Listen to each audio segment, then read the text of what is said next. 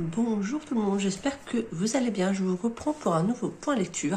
Alors je suis désolée pour ma tête, j'ai un beau bouton de fièvre, donc j'ai mis ma crème, mais bon, voilà, c'est pas super esthétique, mais je peux pas trop le cacher.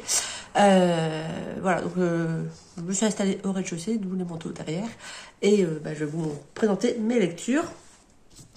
Donc ça, j'ai lu 3 livres de la médiathèque, j'ai lu un e-book, un livre audio et un livre que ma soeur m'a filé et 2 BD.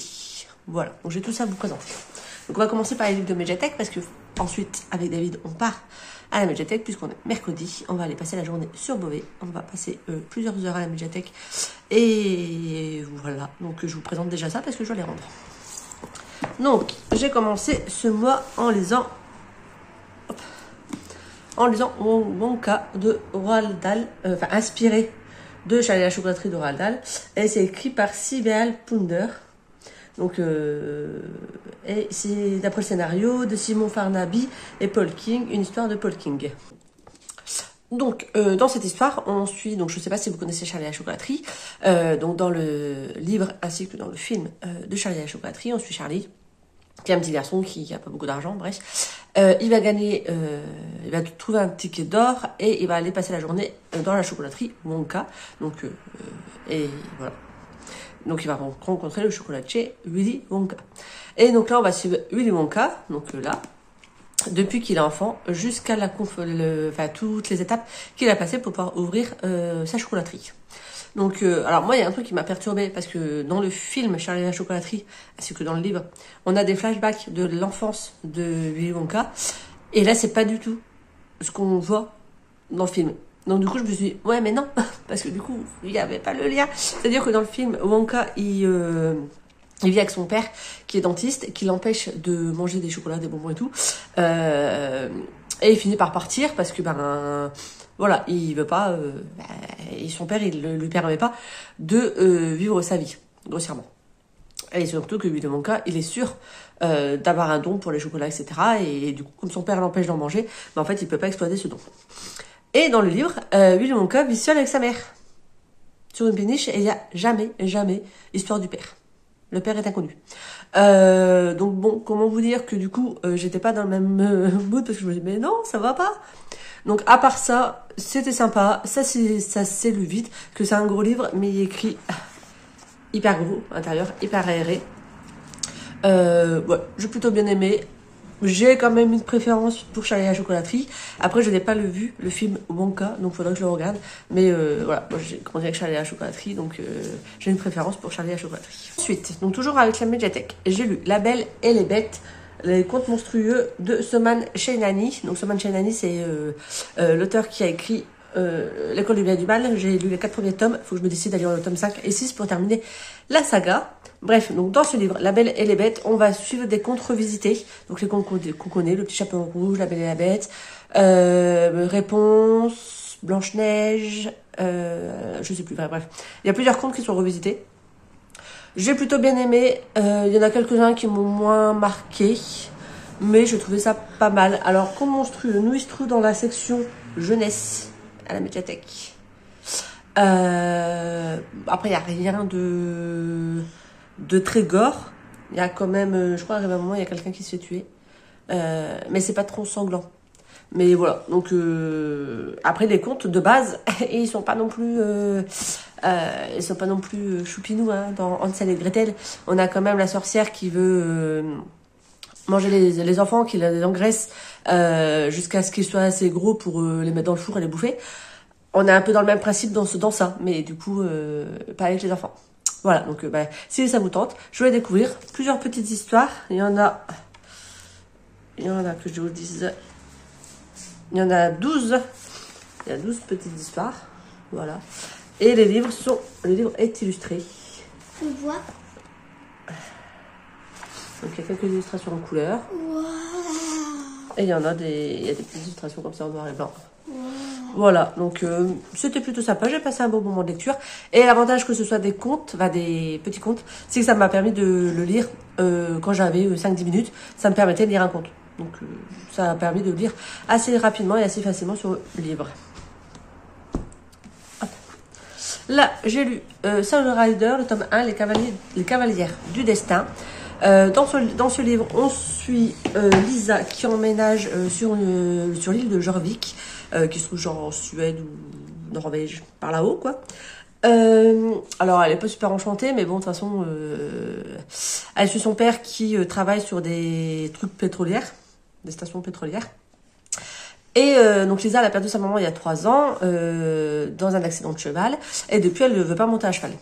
Sauf qu'elle va découvrir, elle va rencontrer des jeunes filles, elle va surtout rencontrer un cheval avec qui elle va avoir un coup de foudre, une relation, elle a déjà rêvé de ce cheval, etc.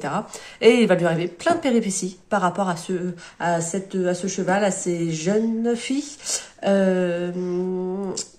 Starshine, il s'appelle le cheval. J'étais en train de chercher le nom du cheval.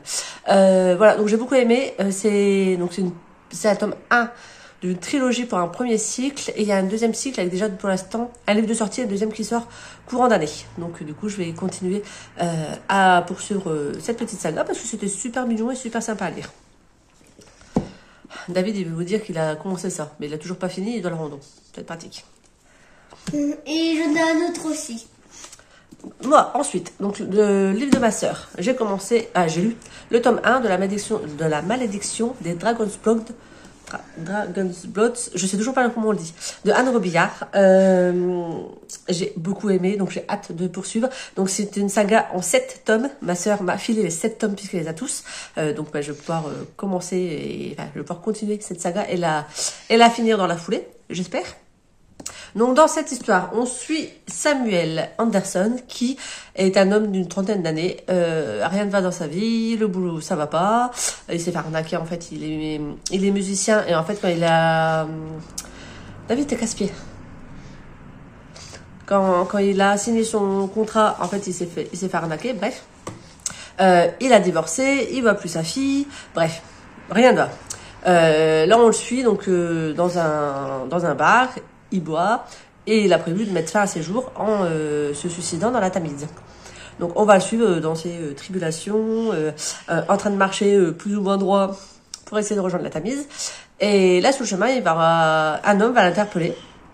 Il va lui dire tenez, j'ai un testament pour vous, c'est un ancêtre qui voulait que sa maison. Voilà, il lui dit ouais, je suis n'importe quoi, je suis peut-être mort, j'hallucine, bref. Il continue à marcher pour la Tamise, il ne l'atteint jamais. Par contre, il se retrouve face à un château, un grand manoir, un château, bref. Il y rentre, il n'y a personne, la cheminée fonctionne, il y a à manger. Quand il s'endort, on lui met une couverture sur lui, sauf qu'il ne voit personne. Donc le lendemain, il a des saoulés, il se dit, c'est quoi ce bazar? Où je suis? Etc. Il essaye de partir, il n'arrive pas à partir du château. C'est-à-dire qu'il sort, il court pendant genre 10-15 minutes, mais à fond, il est super essoufflé après. Il s'arrête, les grilles sont toujours aussi loin, par contre le château est juste derrière. Bah, il faisait du surplace. Non, il faisait pas du surplace. Donc là, il se dit, what the fuck, qu'est-ce qui m'arrive? Donc, on va suivre du coup Samuel avec cette histoire de château hanté, on va dire. Parce que, en fait, on va découvrir qu'il y a une malédiction sur sa famille et qui se retrouve là, pas par hasard. Parce que son ancêtre, effectivement, l'a bien fait venir. Son ancêtre est effectivement bien mort. Sauf que son ancêtre peut parler avec lui. Voilà. Donc je vous laisse, si ça vous intéresse, découvrir. Parce que du coup, je peux pas trop vous en dire, sinon je vais trop vous spoiler. Mais franchement, j'ai surkiffé la lecture. De toute façon, Anne Robillard, pour moi, c'est une valeur sûre. Donc voilà, si ça vous tente, je vous laisse découvrir ce roman. Et toute cette saga, du coup. Donc certainement que la suite, vous allez les voir dans mes points de lecture. Mais je pourrais pas trop détailler parce que ce sera une suite. Voilà, livre numérique, que je vous mettrai la miniature, comme d'habitude, là ou là. J'ai lu Hunger Games, la balade du serpent et de l'oiseau moqueur, ou de l'oiseau chanteur, enfin, un truc comme ça. Donc Hunger Games, je pense que tout le monde connaît la saga Hunger Games. Donc là, dans ce préquel, on va suivre Snow, donc qui est au moment de Hunger Games, c'est le président. Donc là, on va suivre Snow dans son adolescence, jusqu'à ce qu'il devienne jeune adulte, et on va le suivre lors des 10e Hunger Games. et de comment ça se met en place, comment ça fonctionnait à l'époque, etc. Donc on va vraiment le suivre lui, et pour essayer de comprendre un peu ce personnage qui est vraiment pas sympa dans le Hunger Games qu'on connaît, et essayer de comprendre qu'est-ce qui l'amène à ça. Est-ce qu'il a toujours été comme ça? Est-ce que c'est la vie qui lui a fait prendre ce genre de décision? Pourquoi il a pris ce genre de décision? Bref. Perso, alors pendant un moment j'ai trouvé sympathique, mais sinon le reste du temps il est plutôt antipathique que Snow quand même. Et en tout cas la lecture c'est enchaîné, j'ai toujours adoré. Voilà, Hunger Games aussi, ça reste une valeur sûre. Je sais que normalement il y a un deuxième préquel qui va sortir ou qui est sorti sur Emmich, et pareil je pense que je le lirai parce que ça m'a fait super du bien de replonger dans cet univers. Donc voilà, je pense que je vais lire l'autre préquel sur Emmich de Hunger Games. Et ensuite, j'ai écouté en audio La somme de nos vies de je ne sais plus qui. Je vous mettrai la couverture, une belle couverture jaune avec un gros bouquet de fleurs. Donc on suit une femme, Camille je crois, mais c'était pas du tout ça, qui est fleurie. Donc je disais, désolée, je suis prise par les allergies, donc je passe mon temps à me moucher. Donc je disais, donc on va la suivre en tant que fleuriste. Elle a commencé quand elle est allée sur Paris pour étudier le droit, parce que ses parents m'ont dit ok, on peut t'aider un peu financièrement, mais il va aussi falloir que tu bosses à côté de tes études pour pouvoir voilà, nous aider à payer les charges. Donc elle a commencé en tant que fleuriste quelques heures par-ci par-là, et au final elle a arrêté ses études d'avocate, et elle est devenue fleuriste à plein temps, sauf que personne ne le sait dans sa famille. Voilà, elle leur fait croire qu'elle est toujours en études, alors que pas du tout. Donc du coup, elle vient avec ce secret. On va à côté de ça, on va suivre une personne d'un certain âge, elle a 70-80 ans, je ne sais plus son prénom, qui elle vient d'enterrer sa meilleure amie et qui se retrouve un peu toute seule, et elle sait pas comment occuper ses journées, elle se sent vraiment toute seule, et elle va décider, pour avoir de la visite, de mettre son appartement en vente, mais sans vouloir le vendre en fait, juste pour avoir des gens qui viennent la voir. Et donc au milieu de ces deux femmes, on va suivre Thomas, qui est agent immobilier. Donc, on va suivre également son histoire personnelle. Et il va y avoir une relation avec ces trois-là, parce que du coup, Camille, donc la fleuriste, va se retrouver à aller voir Thomas en lui disant « Je voudrais acheter un appart ». Donc elle n'a pas le budget pour acheter un appart. Donc on a la vieille dame qui veut vendre, enfin qui dit qu'elle veut vendre son appart alors qu'elle veut pas le rendre, juste pour avoir des gens qui vont la voir. Et on a Camille qui dit qu'il veut acheter un appart, mais qui a pas les sous pour acheter un appart, juste pour aller voir des apparts, pour passer le temps. Voilà. Et Thomas au milieu qui veut essayer de trouver des apparts ou de vendre des apparts, sauf qu'en fait personne ne veut vendre et personne ne veut acheter autour de lui. Donc c'est plutôt marrant, il y a pas mal de péripéties, il y a des scènes plutôt cocasses, et j'ai beaucoup aimé. C'était un petit contemporain très sympathique. Et voilà, je sais pas quoi vous en dire de plus. Et hier soir, un super gros cadre sur moi, c'est trop bien. Hop. Et hier soir, du coup, j'ai lu 2 BD. Donc non, raté, c'était pas ceux-là, c'était ceux de l'autre côté. Aide-moi pas sur toi. On recommence. J'ai lu Brandy de Frédéric Bremo et Federico Bertolucci, ça doit être ça. Donc c'est le tome 1 sur 2, Les Chasseurs d'Ombre. Donc là, à la médiathèque, normalement, le tome 2 est dispo. Donc je l'emprunterai pour terminer cette duologie. Donc on va suivre une jeune fille, qui se retrouve perdue dans la forêt avec des créatures. Mais elle sait plus qui elle est. Voilà, donc on est un peu à la recherche de son identité, sachant qu'il y a des monstres qui veulent la tuer et on ne sait pas pourquoi. Donc voilà, petite BD sympa, j'ai bien aimé les illustrations. Voilà, il y a des pages où il n'y a pas d'écriture. Ou alors très peu. Ah, par contre, ce qui m'a perturbé, c'est que pour eux, ça c'est un loup. Quoi? Alors que pour moi, c'est un renard. C'est un renard. Pour moi, c'est un renard. Eux, ils disent que c'est un loup. Donc, bon, à part ça. Voilà, on a vraiment des illustrations. Waouh! Donc voilà, donc je vais prendre le tome 2 à la bibliothèque parce que j'ai bien aimé le tome 1. Et j'ai également lu Créature de Bette Bader GIF, je sais pas du tout si on dit comme ça. La ville qui ne dort jamais, chez Dupuis.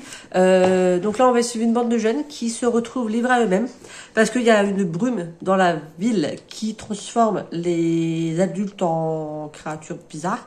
Et à côté de ça, on a des créatures comme ça, toutes noires, toutes moches, qui a le contrôle sur tous les humains, enfin sur tous les adultes qui sont normaux. Bah non, du coup pas normaux. Qui sont infestés. Je cherchais le mot infesté. Donc voilà, donc on va suivre ces jeunes qui essaient de survivre au milieu de tout ça, de trouver à manger et puis de ne pas se faire attaquer par les monstres. Waouh. Voilà, donc j'ai beaucoup aimé. Donc là j'ai le tome 2 et le tome 3 que j'aimerais bien lire avant de partir à la bibliothèque. Et il y a le 4 qui est dispo à la bibliothèque, c'est une nouveauté, donc je prendrai le 4 également à la bibliothèque. Voilà, donc ça c'était mon retour lecture. J'espère que ça n'a pas été trop déconnant, etc.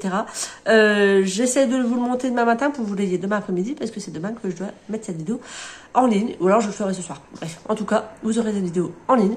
J'espère que mon retour de ma lecture vous a plu.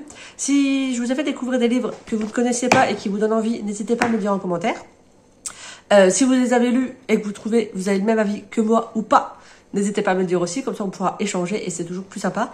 Et sur ce, je vous souhaite une agréable journée et je vous dis à très bientôt pour une autre vidéo. Bye!